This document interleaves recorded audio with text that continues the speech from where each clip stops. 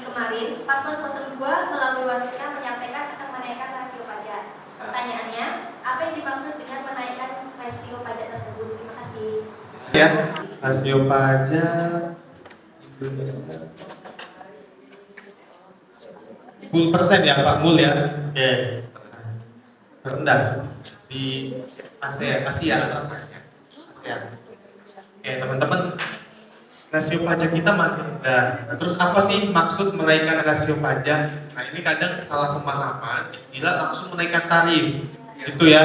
Misalnya PPN sekarang 11, terus kemudian pemimpin kita ingin rasio pajak naik 2 kali lipat dari 10% jadi 20%. Nah, masyarakat itu sering mengartikan bahwa pajak itu langsung naik 2 kali lipat. Kayak gitu teman-teman. Ini banyak caranya. Yang pertama, kita bisa juga menambah wajib pajak. Itu wajib pajaknya diperluas. Kita gali lagi nih, mana nih yang seharusnya bayar pajak tapi belum bayar pajak. Mana yang seharusnya menjadi wajib pajak tapi belum mendaftar, belum memiliki NPWP seperti itu. Nah, itu ya. Jadi teman-teman, kalau dengan menaikkan rasio pajak belum tentu tarif pajak naik. Bisa aja kita mencari pasar baru yang Saya jelasin yang tadi tax ratio. Apa itu tax ratio? Yaitu perbandingan pendapatan pajak dengan pendapatan nasional. PDB ini di makro, di mikro. Ya, jadi begini. Makro mikro itu begini. Iya. Ya. Makro mikro pada saat itu pendapatan nasional ada Y sama dengan C plus X, C plus I. Itu kan rumusnya ya. Pendapatan sama dengan transaksi plus saving atau investasi, ya kan? Ingat nggak?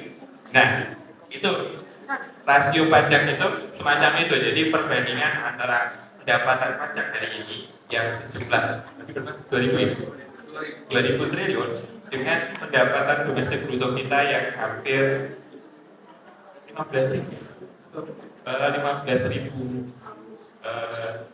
triliun. Itu sehingga kita menjadi yang paling rendah. Artinya apa?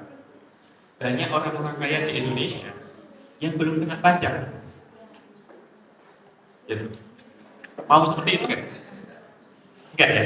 Kita maunya adil ya. Yang punya penghasilan jadi pajaki. Yang nggak punya penghasilan diapain? Disubsidi dong. Gitu ya? Nah itu kan adil.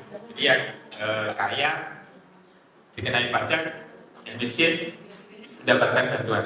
Nah, kalau kita rasionya masih rendah, maka bisa diartikan demikian, banyak penghasilan yang belum dikenakan pajak. Apa langsung menaikkan tarif? Di Bank Juri sudah menjelaskan, tidak. Misalnya ada objek-objek yang sekarang belum kena pajak, misalnya tol. Kita kena pajak nggak? Gimana caranya kena pajaknya? Ya, YouTube, ada AdSense, ada apa lagi? Kamu kan dapat AdSense dulu. Dapat AdSense sebelum ya? Oh, cuma views nggak ya? Ya, jadi semacam itu masih banyak di negara ini yang belum kena pajak. Jadi tenang aja, tidak otomatis menaikkan tarif. Ya, intensifikasi, menambah jumlahnya, menambah objeknya, juga intensifikasi. Hari ini kalau ditanya, misalnya orang-orang kaya itu bayar pajak berapa sih Pak? Kok tiap hari bisa fleksi? Tiap hari bisa fleksi, makan di sini, makan di sini, gitu ya?